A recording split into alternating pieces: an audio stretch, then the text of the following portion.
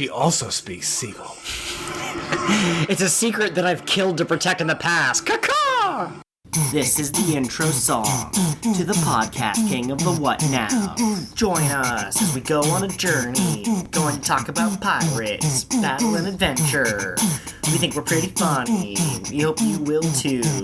Luffy, he's gotta be the king of something. We weren't really listening, sorry about that. Hopefully he'll achieve his dreams, yeah. Hello, fellow Grand Line adventurers. Welcome to episode 26 of King of the What Now, a podcast where we discuss One Piece. I'm your host, Joel, and I'm a resident of the Mirage Islands. And I'm Curtis. I'm just a lazy millennial dragon hanging out in my parents' cave. Thank you very much. And how are you doing today? I don't know, man. It's just so hard, getting up and putting on pants and then sitting around and eating my avocado toast. Ah, yes, the famed avocado toast. Now, do you prefer the toast with avocado on it, or do you prefer the bread that's been made from avocados? Do I look like a pleb, Joel? Obviously, it's the avocado toast. Okay, that I just wanted to make sure, because it's very important to our listeners that you use the appropriate kind of toast. Yes. We could lose viewership and sponsorship over this. You'll notice I didn't actually clarify which type it was. Of course, right. All right. Now, we just finished watching 4 episodes of the anime. I just realized now that I don't think we specified that in the last episode. That's okay. I think people have figured out our pattern at this point. Yeah. Well, the last episode was just one special. But it was, when it's a special or a movie, we usually only do one. But for episodes, we've been watching 4 at a time for a while now. But those were episodes 54, 55, 56, and 57. If you're watching at home, those are the episodes where they meet Apis and they try to go find the lost island. But I don't want to do your job for you. So, Curtis, why don't you summarize this episode, and can you do it in 4 sentences? Actually, I was going to make this really short, so okay. I'm happy you gave me a specific parameter. Okay, wait a second. This is going to get edited out, so 1 second. I gotta... What do you mean it's going to get edited out? Well, you're not the boss of me. It's okay, you could leave a long pause in here, Joel. Go for it. Or just fill it with whatever, I guess. Okay, how about this? How about you start trying to analyze, or trying to summarize it as shortly as possible. Okay, no. And I will cut you off at 4 and say that's what happened in these episodes. Okay, no, I like this. Okay. The Straw Hats pick up a little girl who is stranded at sea after she escaped from the Marines when she was taken from her home island. Okay. 1. They return her to her home island and endure a long-winded story from her biological grandfather, only to find out that she also has another quote-unquote grandfather who is a dragon that she's been hiding up in the cave. Interesting. I find it interesting that you had the courage to include the long-winded story in your summary. Okay, that's 2. You have 2 more sentences. It's a long-winded story in my short summary. Yes. This dragon is sad because he has not been to his home nest in a long time, so the Straw Hats agree to help the little girl take the dragon back to its island, and they do so by putting it on a raft. And they do this, yes. They're pursued by wait. The sentence is almost done, I promise. Okay. They do this by putting the dragon on a raft, rolling it down a hill, getting past the Marines, and putting it behind their ship. Okay. That is 3. Yes, it is. You'll notice I'm doing about 1 sentence per episode. Yes. They then tow the dragon through the sea, through a quote-unquote mirage, through a storm to the eye of the storm where there is an island, and they're there. Okay. That's a wonderful summary. That was 4 sentences. Good job. I've already put my foot down and said that anything not included in these 4 sentences doesn't count towards the summary. So there's no one who's interested in the immortality offered by the dragons. Nope. They are not being pursued by anyone, and there's not 2 people who are fighting against each other. Nope, and we didn't learn anything about the boundary lines of the Grand Line or anything. Oh, I forgot that. I know. That was you blink and you miss it from the very beginning of these 4 episodes. Okay. And how you said you were already planning on having these be shorter. Was there just not a lot of content in these episodes, do you feel? Yeah. these episodes felt very drawn out, and they could have been a lot more succinct. Okay. A little bit of material, like fraction of excitement, but for the most part, it felt like a lot of filler. Like when it started, I asked you, Joel, is this episode filler? I don't know why you keep asking me that. My answer is always, I don't know. Let's discuss it during the episode. But after you thought initially that it was going to be filler, did something change your mind? Yes. When they got to the calm belt. Yes. So, I guess I don't know how you want to structure this episode, but I guess we can just kind of go back and fill in the large gaps that I left behind. So the calm belt. So the episode starts off, they pick up the little girl named... Apis, that's it. It's APIS, but as I have demonstrated on the show before, I'm very bad at pronunciation. It's Apis, right? Because it sounds like One Piece. Apis. That would make the most sense. So they pick up this little girl named Apis, who is running from the Marines. They befriend her, they're getting away from the Marines, and... as they're getting away, they get stuck in this area called the Calm Belt. So the Calm Belt, it turns out, there are two of them. Basically two of them. Yes. One on the north side and one on the south side of the Grand Line. And it's a region without any wind or any currents. Yep. So if you sail into there, you're stuck. Well, you're stuck unless you use oars, but why might you not want to go into the Calm Belt anyways, even if you have oars? This is also the home of the Sea Kings, which Momu was one of. So it's a bunch of giant animals that live in the sea. They were almost immediately surrounded by about 8 or 9 of these things, and they're big enough to perch at the very tip of the nose of one of them. Yeah. So they escape by taking the nose hair out of one of them. Apis does this. It makes it sneeze, and they ride the sneeze out of the Calm Belt.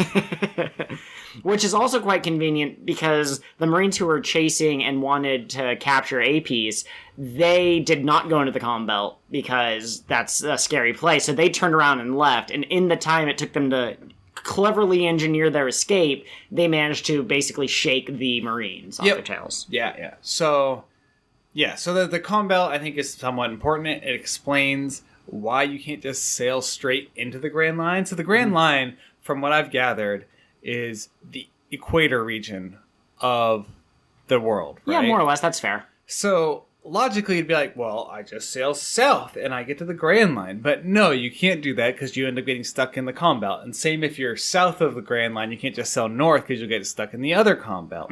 So that's why you have to go through that specific pathway that takes you through the Red Line to get there. Which we haven't gotten there, so we have a vague idea of what's going to happen, but not really. Something called Reverse Mountain, whatever that is. Yeah. Which you'd think would just be a cone. We can discuss that later. Well, like a reverse mountain is a valley. Oh, so, okay. What the heck? Yeah. So that was an important thing that I missed. The Marines. Why they want Apis. Or Apis. Damn it. Okay. Apis, we're just going to use whatever. We can call her Amanda. Or our favorite pseudonym, Sarah Hampson. No, Sarah Hampson is specifically Alvida. Okay. We can't just use that for anyone, Joel. The next one will be Sarah Porkson. No, that was also Alvida beforehand. I'm sorry, that was mean. I mean, it is like canon, but okay. What was I gonna say? Okay. I'll just call her Little A. Okay. No, because that sounds rude too. I'm spending too much time coming up with the name of a minor Her name character. is Allie. That also starts with the letter A, and as far as I know, is not a slur. Okay, Allie it is. All right. So the Marines want Allie because she comes from an island called Warship Island. Shaped like a warship. Yes. Thus named. And I don't know if they know that she knows the dragon or not, but there is a legend that has to do with Warship Island that there were dragons there once, and then they went to Lost Island. But anyways, the dragons, their bone is made out of dragonite. Not the Pokemon, that's just the name of the bones. And if you take the bones, you can make an elixir that gives you eternal life.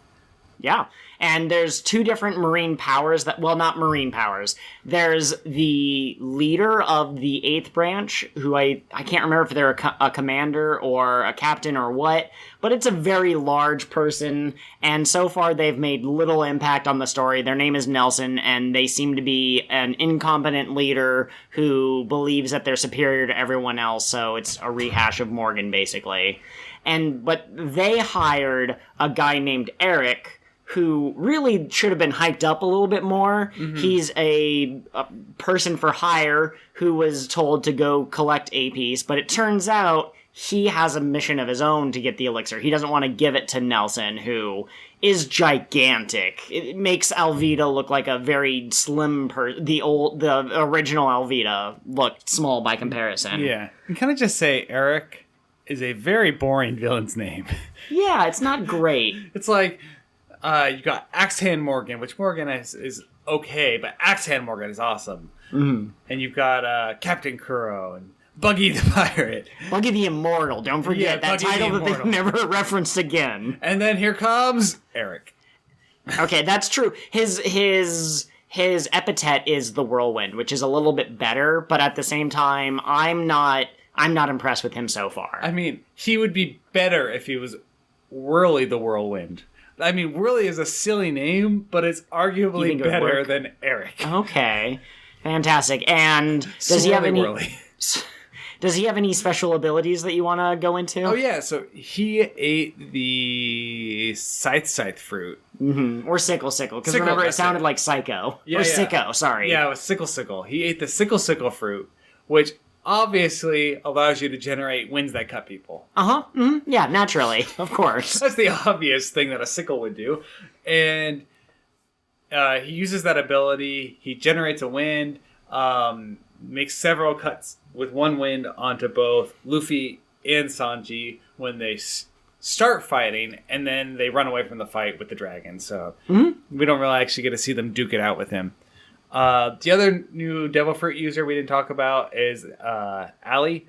Oh, mm-hmm. So I guess I should just use her actual name. Apis, whatever. So she ate the Whisper fruit. Mm-hmm. That lets her talk to animals, including the dragon, which is why she knows so much about the dragon and what it wants. I would say that I think that it allows her to read the minds of animals, so she can hear what they're saying, and then in One Piece, the animals are just generally smart enough to understand human speech. So it is effectively a two-way conversation. Yeah. But Nami could go up to the dragon, or Usopp could go up to the dragon, and they could say something, and the dragon would probably understand them as well. Do we want to talk about Luffy talking to the dragon? Yeah, we can. So, this little girl is able to understand the dragon's thoughts, and there's no sound. It's not like he growls or something. It's not like he makes sounds. He's just kind of laying there. He actually just chills through most of these episodes. Yeah, he's old and senile. It's established, so he doesn't do much. Oh, he does almost bite Usopp in half. That was a great moment when he just went, home. Yeah, he sometimes thinks people are food, and you have to watch out for that. But, just like real grandpas. Yep. Okay, but, Apis is sitting there, and the dragon's laying there, and she goes, oh, that's cool. And Luffy goes, oh, yeah, he wants to go back to his nest. And she looks at him like, how can you hear that? And Luffy goes, I don't know, I just can. Curtis, do you want to chime in?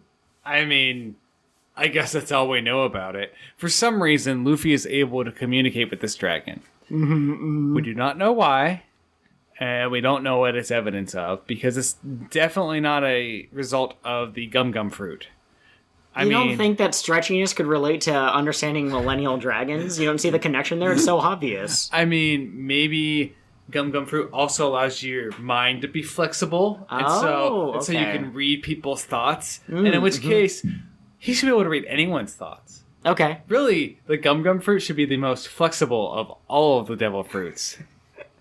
Okay, I like that pun.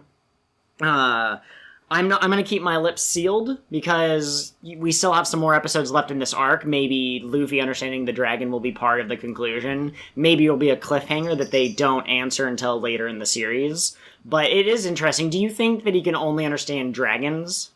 I'm not sure because he didn't. So earlier in the episode, we saw Apiece talking with the Seagulls. The seagulls, yeah. Luffy didn't talk with them then, but that's not necessarily evidence that he can't. But you figured at this point in the series, he would have talked to some other animal if he could. So my assumption is it's either just the dragon or it's just the dragon and other like very Mythical or mythological something? creatures. Yeah. Okay. But I don't know for sure. So I guess nah.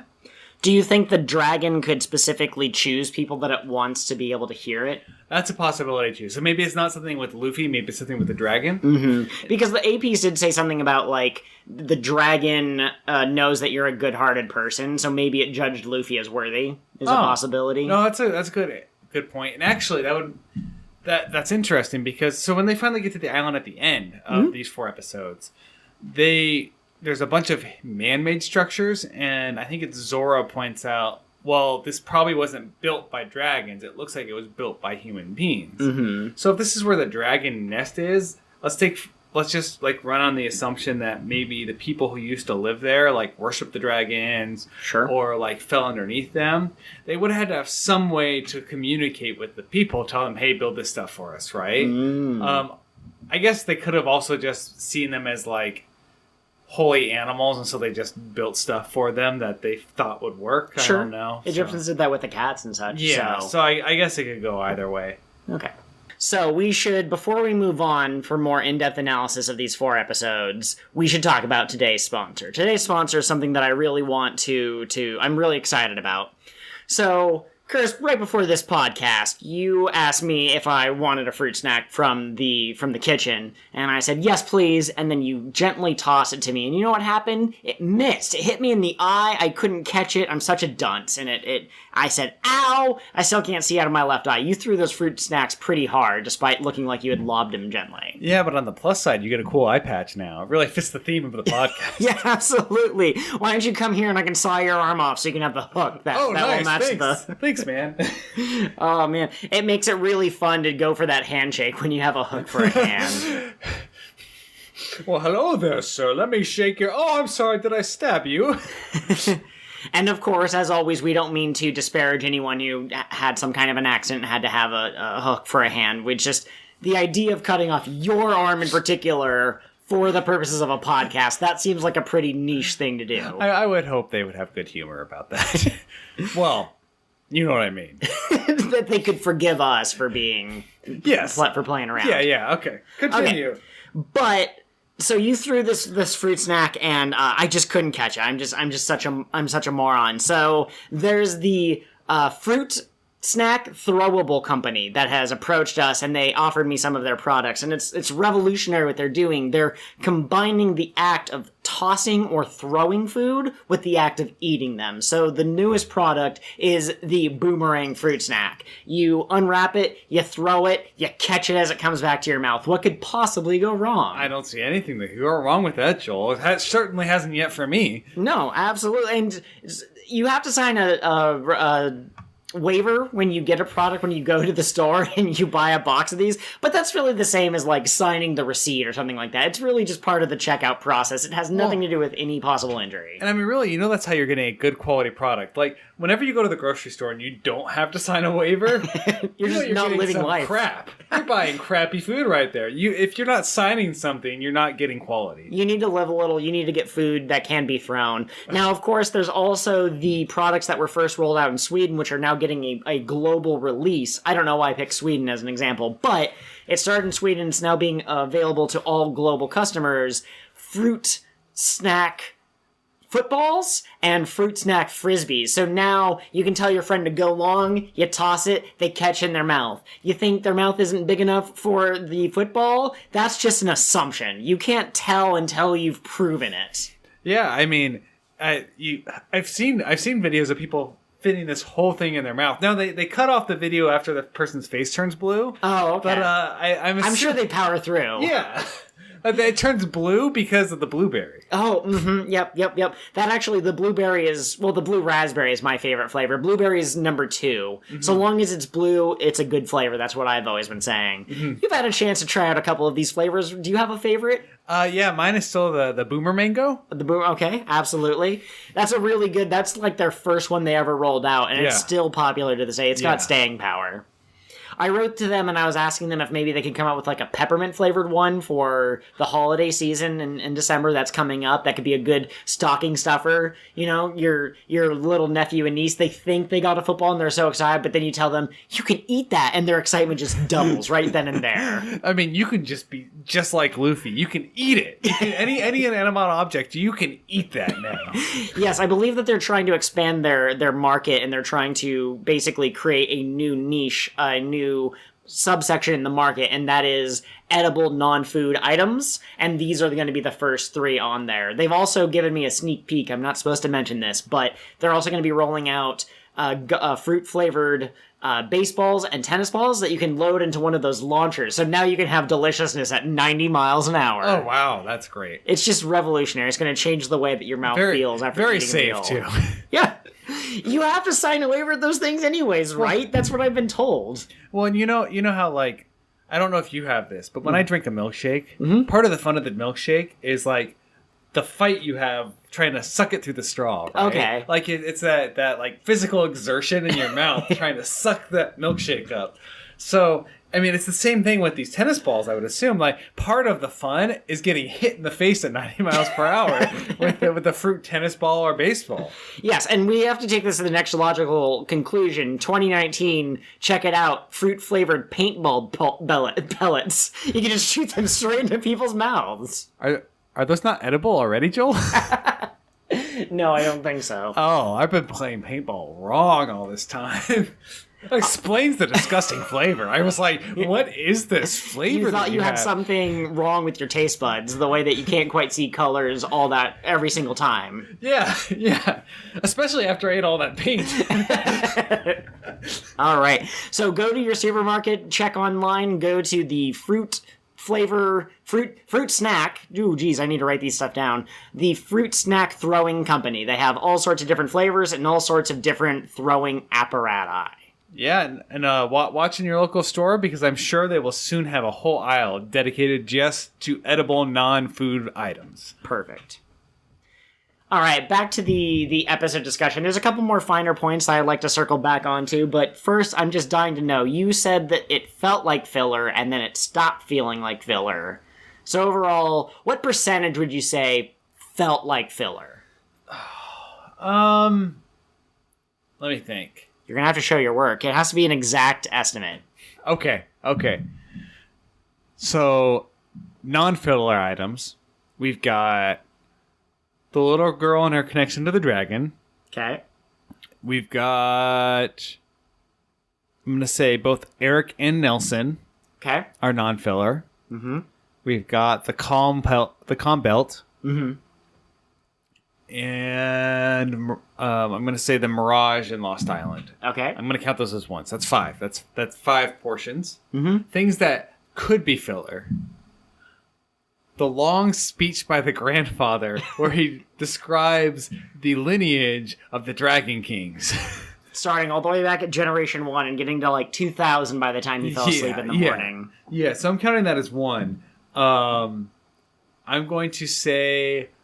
Oh, no, that can't be. I was going to originally have the Whisperer Superfruit as a potential filler item, but that's how she talks to the dragon, so it can't be. Yeah, you know what? I think that's about it. Okay. So here's what I'm going to do. I'm going to say this just for simpler numbers. This episode was 1/5 filler. So this is 20% filler, 80% reason real. to remember the name, of course. Yeah. All right, I'm going to blow your mind. This was all filler. What? All of it. Every single piece of it. I've never seen these episodes in my life. I had no idea. Are you pulling my leg? No. Okay, sorry, not 100% filler. That's the wrong number. 95% filler. Oh, because the 5% of the calm belt? The calm belt is real. They do accidentally sail into it in the manga. I was just reading this the other day. And I think Usopp's the one who figures out that you can tickle the dragon's nose and they ride the sneeze. Oh my god! You said, is this filler? I was like, oh no, he's figured it out. And all of those episodes that just kind of dragged just a little bit too long. Yeah! You know, I actually have a really interesting... Well... Okay. I have an interesting tidbit. Very slight spoilers. Someone later in the series mentions dragons, and Zoro says, I don't believe in them. But in these episodes, he meets a dragon. Oh my god. And so... Well, and you know what also played into this? Okay. So we've mentioned before that we played, Pirate Warriors? Yep, Pirate Warriors 3. I swear there was a level in there that was an island with dragon people. I mean, I don't know what to tell you. Maybe you had a bad dream. You know, you had too much cheese before you went to bed. When they got to Lost Island, I was like, I remember this level of the video game. This can't be filler. There's no way this is filler. I remember playing this in the video game. Yeah, and you asked me at one point, was Warship Island in the video game? And I went, I don't think so. No, absolutely not. It was not in there. Not even slightly. Oh my god, my memories are even tricking me. That's exactly why I wanted to bring up that it was filler, because the discussions we're going to have about the episodes are going to be framed differently if you know that it is or is not filler. That was my opinion. That's why I wanted to get that one out of the way. So, keeping that in mind, how do you like the 4 filler characters that I rank as important? You got Apiece, you've got Eric, you've got Nelson, and you've got Grandpa Ryu, which is literally just the Japanese word for dragon. The Dragonese word for Japan. We're not gonna count Grandpa what's his face, the storyteller. No, he made pork buns, Joel. All right, Grandpa Pork Buns. How would you rank their development of that character? I mean, he's still gonna be on the bottom. He made pork buns, but that's about all he did. I'm not saying a definitive list against each other. I'm saying how well did they do making real characters? Oh, I thought you wanted me to rank them because I was actually the 2 grandfathers were gonna have to compete because the one was a dragon, but the other guy made pork buns. Okay, and so it's kind of close. Okay, now so I would say I didn't like Nelson that much. It's kind of a trope that we've already played in this show. I have a feeling we'll probably repeat tropes, but it's been done. Mm-hmm. I don't want to give you too much insider information, but if you ever meet a character that feels like it's just a rehash of a character you've already met, then that's probably a filler character. And they knew they could use that stereotype or fulfill that role because we already have another character in that role, so it's safe, I guess. Yeah. So there's Nelson and Eric. One, we already talked about, his name is lame. Come on. Yep. Eric? No, that's bad villain name. I mean, they should have named him something like Anders, am I right? Anders is a good name. That would be a good villain name, actually. It would fit in the One Piece world perfectly. Yeah. Smoker and Anders. Yeah, no, Anders, I feel like, Anders would be a great name for a sports player who turns into a freedom fighter and ends up being a machine that eventually loses his mind and controls a fleet of ships into the sun. All right. That's a reference to something. I'm sorry. No, that's okay. No, but Eric, I didn't like him. His power doesn't... I understand a lot of One Piece powers don't make complete sense. I feel like that one makes less sense. Okay. Also, the Whisper one... That one actually makes more sense based on the name. More so than Sickle. Yeah, okay. The girl... I actually, Apiece, I like I mentioned when we were watching it, she seems like a little sister to Luffy. Mm-hmm. They act similarly, they look similarly, they play off each other really well. I agree. He acts like a big brother to her, teases her about being too short. Yep. Well, and the other thing, too, that's really kind of interesting... I completely lost my train of thought. APs... Oh, the other thing that's interesting is at one point she tries to cook food after they save her and Sanji gives her a meal, and there's a little bit of... Play this game if you've heard it before. A child in One Piece that doesn't like pirates, that gets turned around by Luffy and his crew. But she ends up cooking a meal for them to try to pay back their kindness, and she can't cook worth crap at all. It's bad. It's burnt ash, basically. And I really liked that just because, to point out what you said, that they're very similar, people. Luffy's very good at fighting. He's not good at anything else. He specifically called out during Arlong, I don't know how to cook, and neither does she. So I agree that the brother-sister thing works out. Oh, I didn't think about that. Something else, another reason I should have realized this was filler. And this is going to be a hypothesis I'll test in the future. There was a little kid at the beginning who didn't like pirates. You pointed out that that's a common thing in their specials, which are usually non-canon. I propose that not every filler, obviously, but in the future, with the exception... So, Kobe is separate.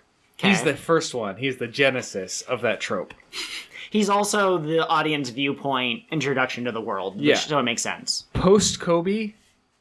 Every little kid that hates pirates but grows to like the Straw Hat Crew, filler sign. Okay. I don't accept that is your theory. I don't think we've had anything yet to disprove it. I'm trying to go through my list in my head, and none of them hated pirates in general, except for Nami, who's not a kid, and Kobe didn't even hate pirates, he just hated Alvida specifically. Yeah. Because Buggy didn't have that problem. There wasn't really that problem on Usopp's Island. No, because there were only the 3 kids, and they were already enlisted into Usopp's crew. And let me think. We didn't have that issue with the Sanji arc.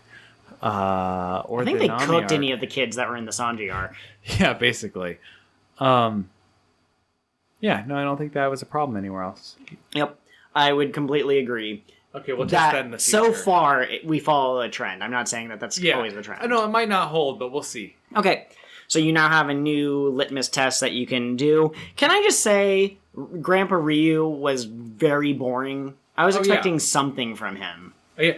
Have you seen this? I've never seen this. In fact, you turned to me at one point and you go, I think I remember you mentioning the Millennial Dragons. And I was kind of laughing to myself because what happened was I got the first, I think, 4 the first 4 box sets of the DVDs. And I lent it to one of our friends, and they sent a group text, or I sent a group text that was like, hey, are you enjoying the show? How far are you? And they go, oh yeah, I'm on the Millennial Dragon arc, and they're looking for the Lost Island. And I responded with, what are you talking about? What arc is that? And she goes, it's the arc right after Logtown? And I went, skip it. It's garbage. Don't. I hadn't seen it. I didn't know whether it was good or bad. There are actually filler arcs that I really like from One Piece, but my opinion is if I haven't seen it, it's not worth watching, which is, of course, the only natural stance to take. Curtis, I just wasted the last hour and a half of your life making you watch garbage. It's our commentary about that garbage that really heightens the medium.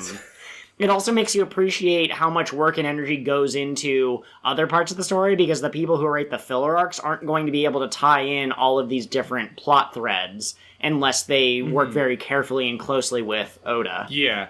I will say, I've liked this better than the special we covered in the last episode, the Ocean's Naval. That one was meh. Yeah, that one and Pirate Ganzak, neither of them were spectacular. Okay. Now, I don't think I actually finished talking about Grandpa Ryu. He just lays around. Even when he's quote-unquote talking to Apit, whatever her name is, it's just him sitting there. And when they're in when they're on the ocean and they're looking for his homeland, his nest or whatever it is, and he's just staring off into the sky, and apparently he's having a conversation with the girl about, save yourself, leave me behind, but there's no emotion on his face. There's literally nothing but a zoom in on his eyes, and maybe he'll turn around in the next couple of episodes, but I'm not seeing it. The fact that this is filler also makes the Mirage make more sense. Because you made a comment that later on in the series, there is another Mirage that shows up. But it's different. Yeah, because it's a person, obviously.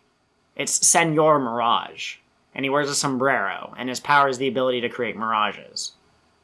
Are you serious? Am I? I don't know. This is an interesting game of chicken that we play. Every episode of the podcast, I will say 13 more anime episodes until Senor Mirage appears. And you'll look at me and you'll go, you're joking, right? Is that person really going to show up? And I'll shrug and go, I don't know. Is he? Plot twist, Senor Mirage is actually a lady. They use their Mirage powers to look like a guy. Okay. So, is there anything else in this that we need to talk about? Well, I was going to ask you if you have any final thoughts. I knew this was going to be a shorter episode. Yeah, no, I don't have any more. And, I mean, now that I know it's filler, I have less. You had one thing, you're like, maybe this could be an idea. It was like a balloon that was slowly being inflated. Yeah, and then there was a pin that says filler right into it. Okay. So, I forgot to mention in our last podcast episode that we were going to watch 4 more episodes. I had hoped that our viewers would be able to determine that from the fact that we almost always cover 4 episodes. We can always add that post. We could add it in post, and then also we have this magical thing called Twitter where we could, send out that information. Yeah, we send out little birds, and they chirp it to you. Yes. And if you have the whisper fruit, you'll understand what they're saying. Otherwise, you're just going to be like, there are birds singing outside my window. Yeah. And if you're a hunter, you might shoot them. Exactly. Okay, but just to be absolutely clear, the next episode of the podcast will cover episodes 58, 59, 60, and 61, which will officially close out the anime episodes of the East Blue Arc. That is not East Blue Arc, East Blue Saga. And then we'll be able to move on to other things. It's 61 episodes long? 61 episodes, yes. Oh. I don't like that number. No, it's a weird number, isn't it? In the manga, it was exactly 100 chapters. And that was awesome, but there's not always a 1-to-1 conversion. Yeah. Okay, everyone, have a great day. Bye. I'm translating this for all our seagull friends.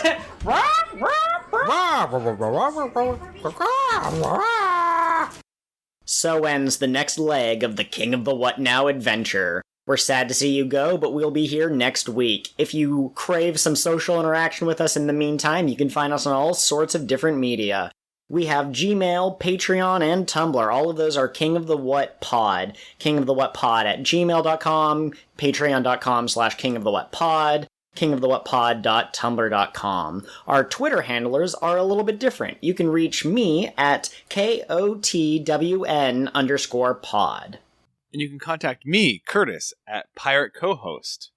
Also, please take a moment to rate and review our podcast on whatever platform you're using to listen. Not only will this help others find the podcast, but your constructive feedback will help us improve the show as we go. Thanks so much for giving us a listen. Until next time, follow your dreams and protect your treasure. Remember, it doesn't need to be literal treasure.